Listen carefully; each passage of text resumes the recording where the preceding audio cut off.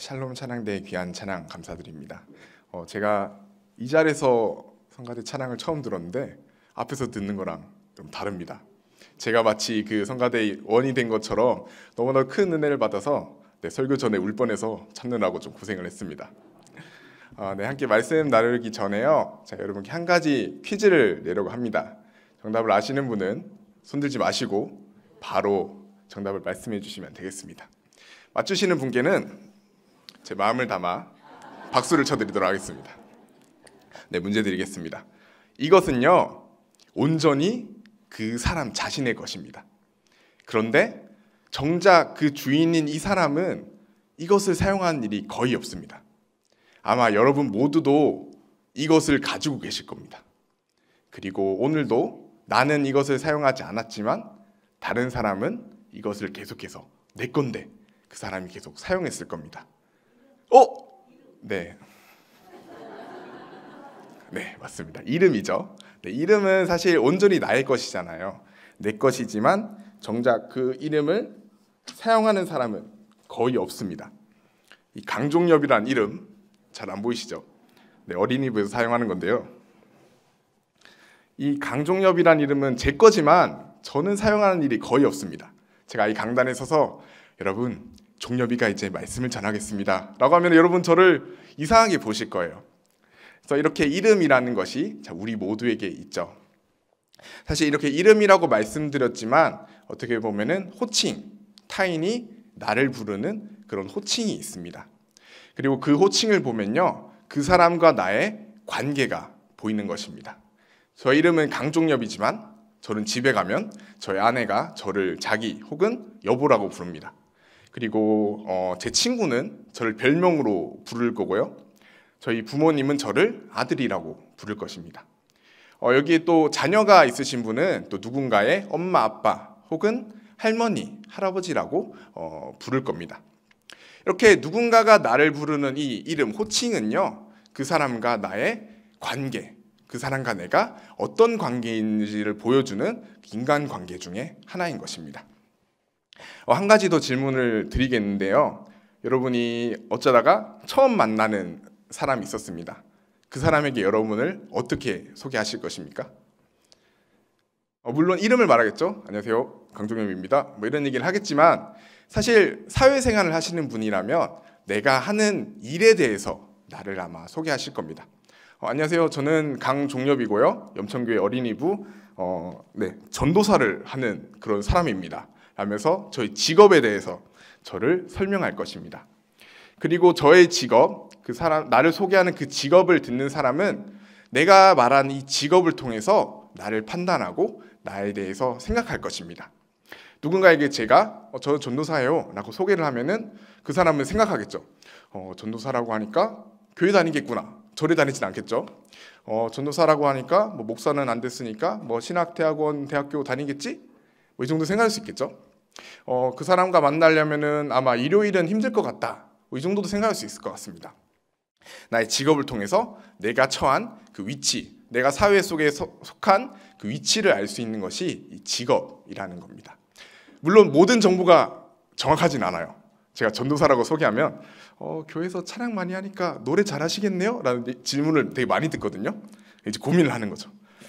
어떡하지? 어차피 확인 못하는 거 일단 질러보자. 네, 잘합니다 하면서 이렇게 잘못된 정보를 공유하기도 하고 아무튼 그렇습니다. 부끄럽네요. 여러분, 그래서 어쨌거나 이 직업, 내가 하는 이 일이라는 것은요, 내가 속한 이 사회에서 내가 어떤 역할을 하는지, 내가 속한 이 사회에서 내가 어느 위치에 있는지, 그곳에서 나는 어떤 역할과 어떤 능력을 갖고 있는지를 보여주는 것이 바로 이 일, 이 직업이라는 것입니다. 여러분께 이제 두 가지를 말씀드렸어요. 이름이라고 말씀드렸던 이 관계, 인간관계와 내가 사회에서 하는 나의 일, 나의 직업, 이 직업을 두 가지를 말씀드렸습니다. 세상 사람들은 이 나의 관계와 직업을 통해서 그 사람의 정체성을 표현하는 것입니다. 왜냐하면 이 관계, 이 일이 나를 표현하는 나의 정체성의 하나이기 때문입니다. 오늘 주제가 바로 이 정체성이라는 것인데요. 에릭 에릭슨이라는 학자가 있습니다. 이 학자는 태어날 때부터 죽을 때까지 일대기의 모든 과정을 8등분으로 나눠요. 그리고 각 영역별로 감당해야 될, 해소해야 될 그런 과업이 있다라고 말하는데요. 이 정체성에 대한 것들을 확립해가는 시기는 이제 청소년 시기인 거죠. 청소년 시기에 나는 누구일까? 내가 할 수 있는 일은 무엇일까? 라는 정체성과 아니면 역할 혼란 사이에서 많은 고민을 하는 것입니다. 그 속에서 나는 누구인가에 대해서 발견해가는 것이 청소년 시기의 역할이라고 이 학자는 말하고 있는 것이죠. 그러나 이 정체성, 나는 누구인가? 라는 이 질문은요, 비단 청소년들만의 문제가 아닙니다. 성인이 되어서도 노년기가에 들어서도 여전히 나는 누구인가라는 질문이 우리의 발목을 붙잡기 때문입니다. 특히나 그리스도인인 우리들, 과연 나는 누구인가? 어디서부터 왔고 어디로 가는가? 라는 이 질문은 언제나 우리를 따라다니는 질문입니다. 그래서 오늘 요나서의 말씀을 통해서 나는 누구인가? 그리스도인이 가지는 이 정체성은 무엇인가에 대해서 함께 이야기를 나누려고 합니다. 지난주 오후 예배 때 강사 목사님께서 그런 말씀을 하셨어요. 옛날에는 다윗과 골리앗 얘기만 해도 아니면은 삭개오 얘기만 해도 부흥이 되는 시대가 있었다. 이런 얘기를 하셨는데요. 요나 이야기도 그 정도 급의 이야기인 것 같아요. 그만큼 우리에게 대중적으로 많이 알려져 있고 아마 여기 계신 모든 성도님들은 저보다도 더 많은 요나의 이야기를 들어오셨을 거고 저보다 더 많은 요나의 설교도 들으셨을 겁니다. 아마 요나에 대한 이야기를 잘 안다라는 전제하에서 오늘은 요나서 서두를 읽었지만 요나서 전체 이야기를 함께 다루면서 요나가 처한 그 상황 속에서 요나의 관계가 어떠했는지, 요나의 직업, 요나의 일이 어떠했는지, 그 속에서 요나는 어떤 사람이었는지를 함께 이야기 나누려고 합니다. 요나는 어느 날 하나님께서 아미떼 아들 요나에게 찾아오셨습니다. 요나야, 네가 다시스로 가서 나의 말을 전하거라. 그곳의 죄악이 나에게 상달되었다. 하나님께서 말씀하셨죠. 그러나 알다시피 요나는 니느웨로 가지 않습니다. 오히려 다시스로 향하는 배를 타게 되고요. 그곳에서 풍랑을 만나게 됩니다.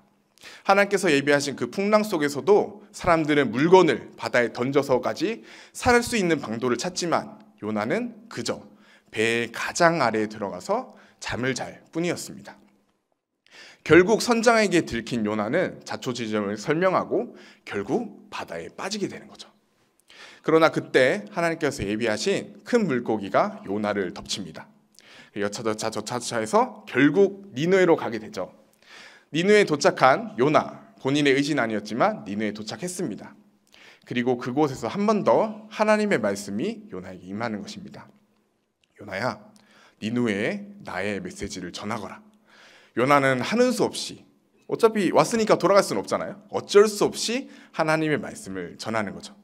여러분, 니느웨가 사실부지라면 멸망할 거예요. 뭐 회개하든가 말든가. 이 정도쯤으로 정말 대충 했을 거예요. 그러나 이 요나의 성의 없는 외침에 니느웨는 흔들리기 시작했어요.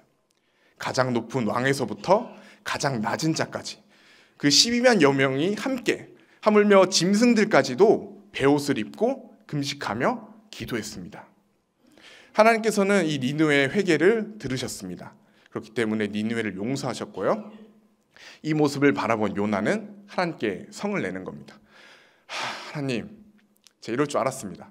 제가 하나님이 어떤 분인지 알았기 때문에 지금 니느웨로 안 가고 다시스로 도망간 거 아니에요. 하나님, 지금 니느웨가 지금 살아났는데 제가 이 꼴을 봐야 됩니까? 하나님, 저는 못 봅니다. 차라리 저를 죽이십시오.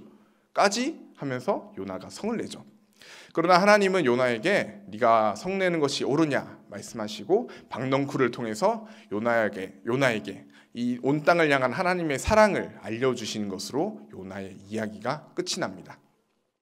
사실 요나의 이야기 속에서 표면적으로 보여지는 요나의 스토리는요, 요나가 되게 나쁜 사람 같아요.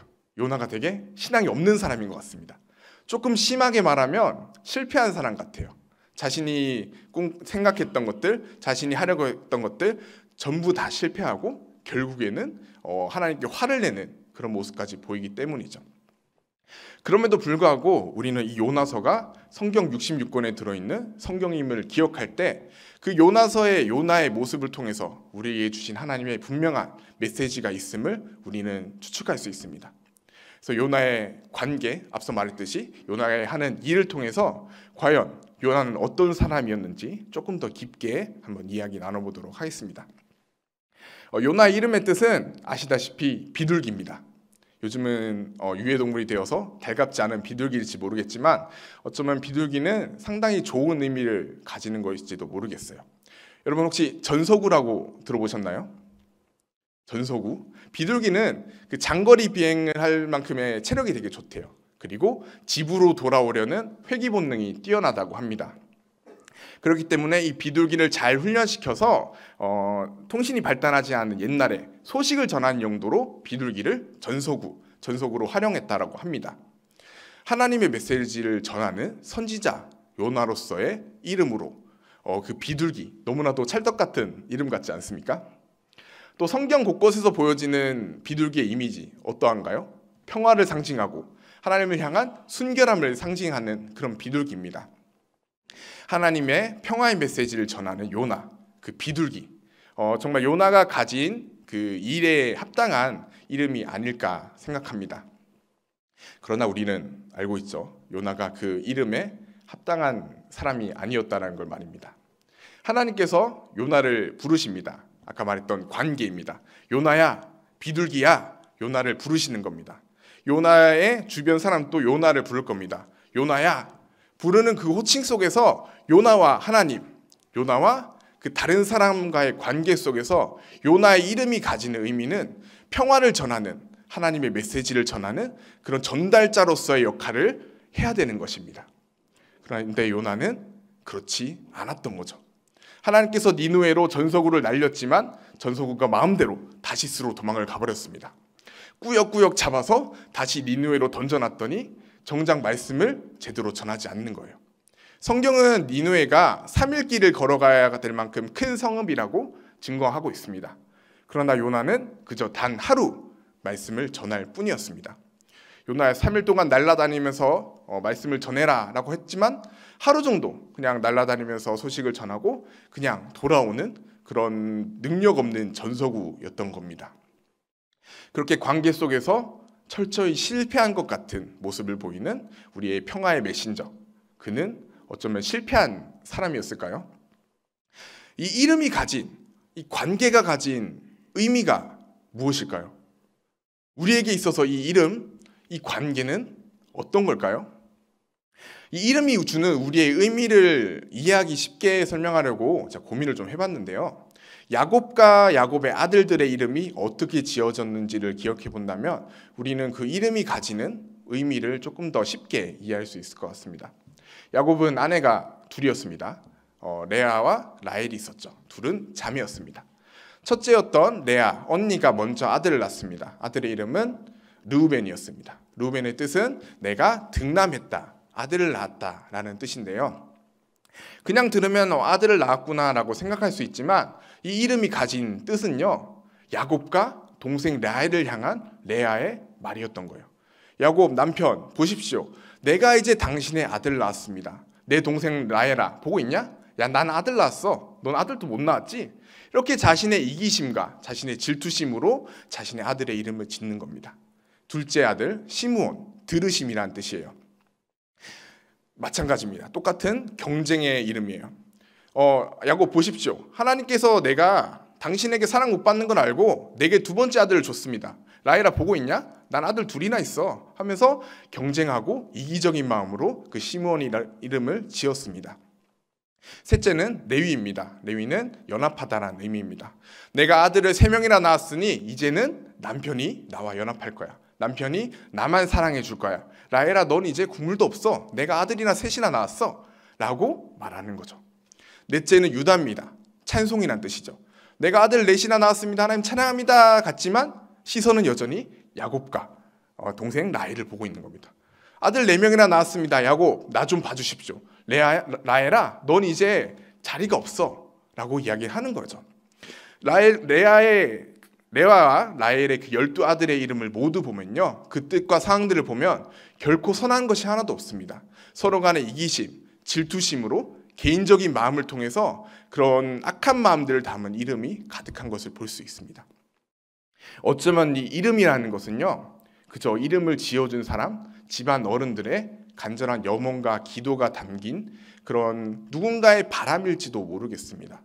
하물며 다른 사람이 나를 부르는 그 호칭 또한 그 사람과의 관계가 틀어지면, 그 사람과의 관계가 바뀌면 언제든 변할 수 있는 그런 불안정한 것이 바로 이 관계, 바로 이 이름이라는 것입니다. 결국 이 이름이라는 것은요, 우리의 정체성이 될 수 없습니다. 이것은 우리의 정체성이 아니에요. 요나의 직업은 선지자였습니다. 요나는 하나님의 말씀을 전하는 선지자였습니다. 하나님께서 어떤 말씀을 하시든 하나님의 기준으로, 하나님의 선의 기준으로 그것들을 전해야 되는 것이 선지자 요나로서의 역할이었습니다. 그런데 요나는 하나님의 기준이 아닌 자신의 기준으로 하나님의 구원과 자비를 판단하는 사람이었습니다. 하나님께서 니느웨로 보내셨을 때 하나님의 대적하여 하나님의 뜻을 피해서 다시스로 향했죠. 그리고 결국 물고기에게 먹힌 요나서 2장에서 하나님께 기도합니다. 하나님, 나의 부족함과 죄악을 용서하십시오. 하나님을 찬양하고요, 하나님의 구원을 바랍니다. 하나님, 제가 이런 잘못을 저질렀지만 하나님을 찬양합니다. 하나님, 나를 구원하십시오. 기도했던 요나의 회개, 그리고 그것을 들으신 하나님께서는 회개하는 요나를 받아주시고 용서하시고 구원하셨던 거예요. 그러나 요나는 내가 받은 구원이 똑같이 니느웨에게 임했을 때 그것이 옳지 않다라고 이야기합니다. 내가 죄를 지었을 때, 내가 하나님 앞에 잘못했을 때는 하나님 용서해 주십시오, 하나님 자비를 베풀어 주십시오 기도하지만, 내게 임했던 자비가 똑같이 니느웨에 임했을 때 요나는 그것이 옳지 않다라고 이야기하는 거죠. 나의 기준으로 하나님의 구원과 하나님의 자비를 판단하는 사람이었습니다.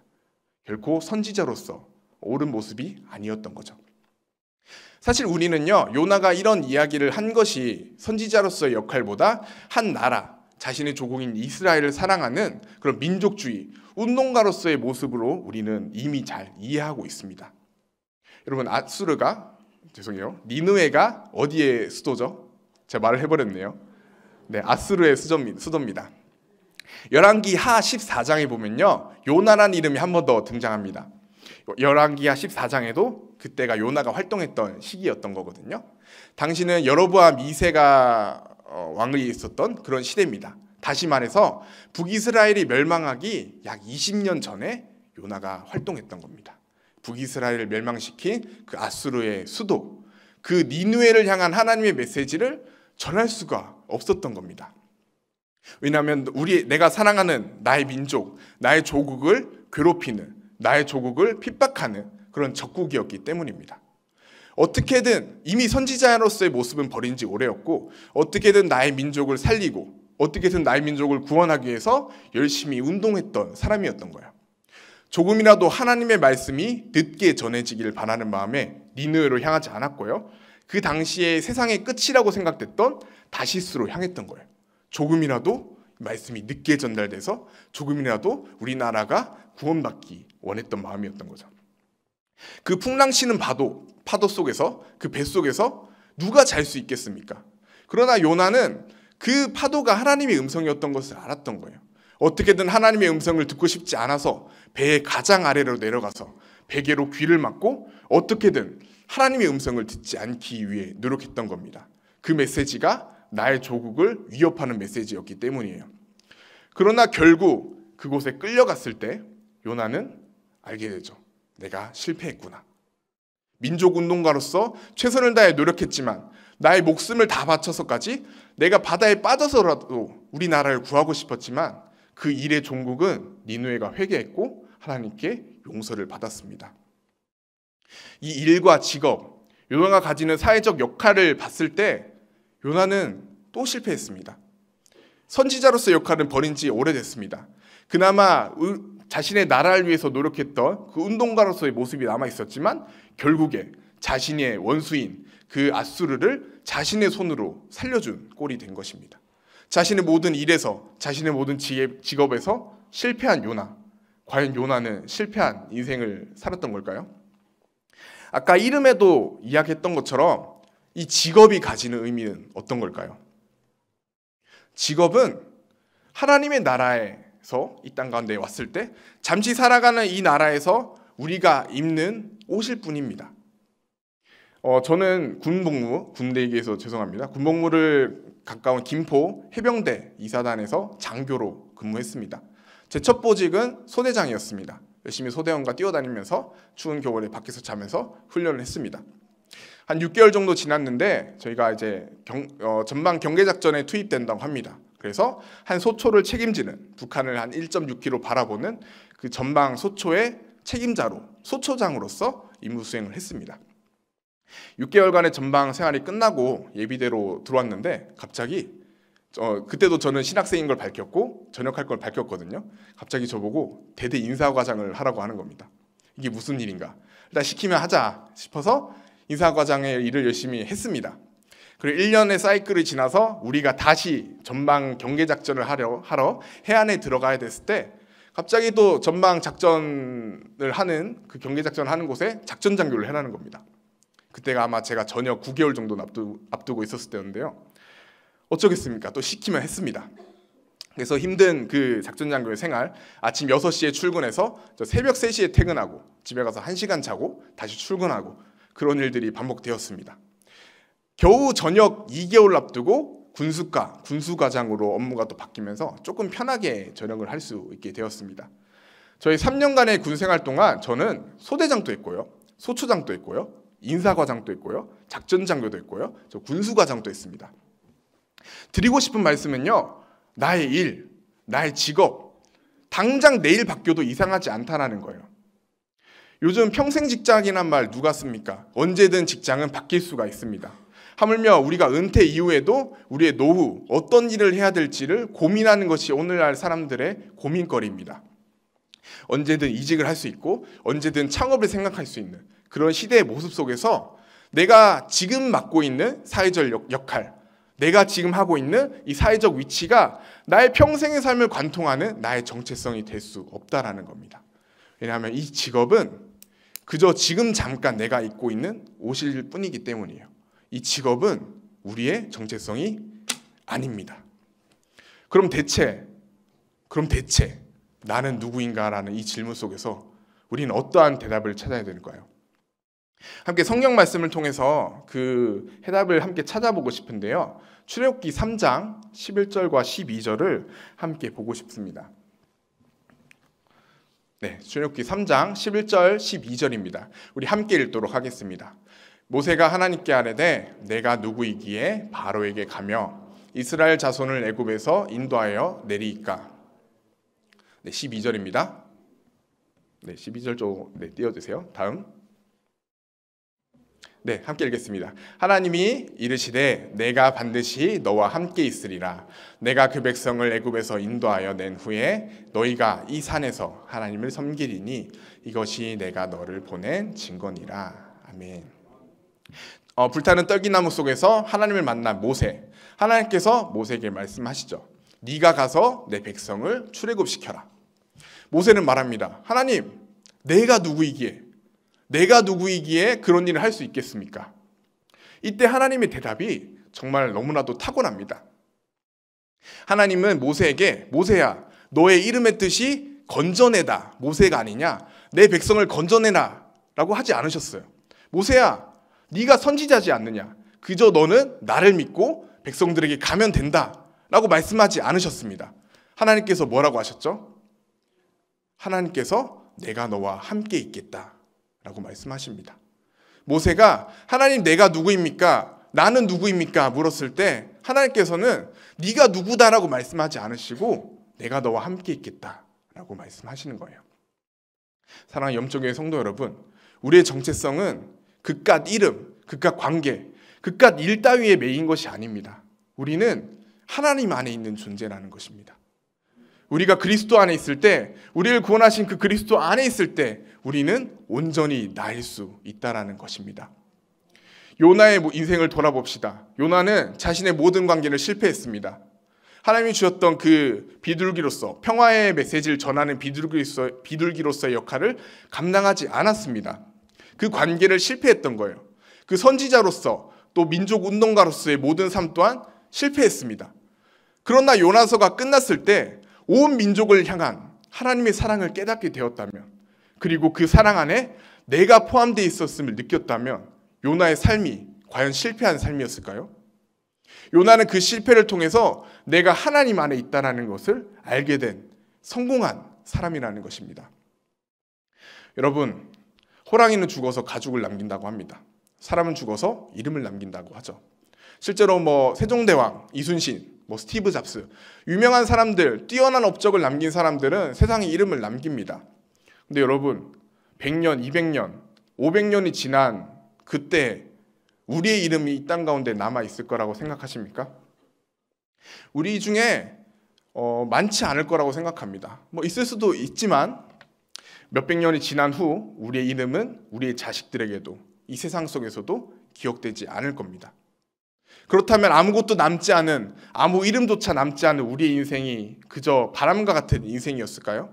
아니요. 우리는 그리스도 안에 있습니다. 하나님께서 하나님의 손바닥 안에 우리의 이름을 써주신다는 거예요. 그 영원하신 하나님께서 자신의 손바닥에 우리의 이름을 써서 기억해 주신다라는 겁니다. 영원하신 하나님, 전능하신 하나님께서 나를 기억해 주신다면 내 이름이, 내 관계가 세상에서 남든 안 남든 무엇이 상관이 있겠습니까? 우리는 하나님의 손바닥에 이름이 기록된 그리스도 안에 있는 성도이기 때문입니다. 우리의 직업, 사실 저희 교회 성도님들 너무나도 좋은 학벌 가지신 분 많다고 저는 알고 있습니다. 뛰어난 학벌, 뛰어난 직업, 어떻게 보면 뛰어난 재력을 가지신 분들 많이 있습니다. 그러나 물론 그것도 되게 나쁜 게 아니에요. 당연히 좋은 겁니다. 그 자리에까지 가기 위해서 뼈를 깎는 노력을 하고 그것들에 대해서 인정받는 것, 그것만으로도 당연히 우리는 그분들을 존경할 만한 가치가 있습니다. 그러나 그렇지 못했다고 실패한 인생이 아니라는 거예요. 아무리 성공해도 그 사람보다 더 성공한 사람은 있기 마련입니다. 그렇다면 우리는 그 사람보다 덜 성공한 사람 혹은 더 실패한 사람일까요? 아니요. 우리가 하나님 안에 있을 때, 우리가 그리스도 안에 있을 때 우리는 성공한 인생을 살았다라고 고백할 수 있는 것입니다. 우리가 많은 것들을 이루는 성공을 이루었다면 그 속에서 우리를 지키시는, 우리를 이끄시는 강인한 하나님의 능력과 이끄심을 느꼈다면 우리의 인생은 성공한 것일 것입니다. 그러나 그렇지 않아도 된다는 거예요. 우리가 실패했더라도 요나처럼 우리의 삶이 다른 사람이 손가락질하는 나쁜 삶이었을지라도 그 속에서 우리가 하나님의 인도하심, 나를 향한 하나님의 뜻을 발견했다면, 또 그것을 통해서 우리가 더 깊이 하나님을 이해하게 됐다면 그것은 결코 실패가 아닙니다. 그것 또한 그리스도 안에 있는 성도로서의 모습이기 때문입니다. 우리가 잘 알고 있는 말씀이 있죠. 내게 능력 주시는 자 안에서 모든 것을 할 수 있다. 우리는 그저 예수님 안에서 뭐든지 성공할 수 있다라는 그런 성공의 마스터키가 아닙니다. 우리가 그리스도 안에 있기 때문에, 바로 그리스도 안에 있기 때문에 우리는 성공할 수도 있고 실패할 수도 있다라고 말하는 겁니다.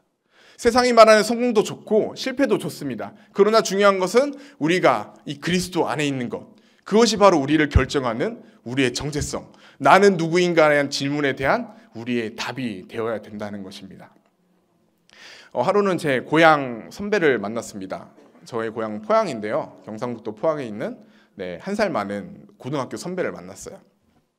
그분의 그날따라 표정이 되게 안 좋더라고요. 그래서 물어봤습니다. 형님 무슨 일 있으세요? 우리 한숨을 쉬면서 종려봐, 할머니가 치매가 오셨어 이야기를 하시더라고요. 진짜 가족들도 형도 되게 고민이 많겠어요. 이렇게 위로해드렸는데 그 형이 말씀하셨습니다. 근데 종려봐, 난 되게 기쁘고 감사하다 라고 하더라고요. 생각했죠. 이 사람이 맛이 갔구나. 이 사람이 드디어 정신이 약간 나갔어. 할머니가 치매가 아닌 것 같아. 형이 치매인 것 같아. 이런 생각을 했을 때 그 형님의 대답이 제 생각이 틀렸다는 것을 알게 해줬어요. 형님이 그런 얘기를 했습니다. 근데 종려봐, 우리 할머니 치매 걸리셨는데 찬송을 부르시고 기도를 하신다라고 하는 거예요. 다른 사람들은 내가 누군지, 내 자식조차 잃어버리고 욕을 하고 그렇게 막 행패를 부리고 하는 그런 분들도 많은데, 오히려 우리 할머니는 하나님을 찬양하고 기도하는 그 모습이 난 너무 감사하다는 거예요. 그리고 만약 내가 노년기에 접어들어서 만약 치매가 온다면 나도 우리 할머니처럼 하나님 안에 있는 사람이 되고 싶다라는 말을 하더라고요. 그 말을 듣고 그것이 정말 그리스도인으로서의 정체성이다라고 많이 느꼈습니다. 사랑하는 염천교회 성도 여러분, 여러분께 마지막으로 질문하고 싶습니다. 여러분은 누구십니까? 우리 함께 기도하도록 하겠습니다. 하나님 아버지 감사합니다. 하나님의 사랑과 은혜로 언제나 우리를 하나님 안에 두심을 감사합니다.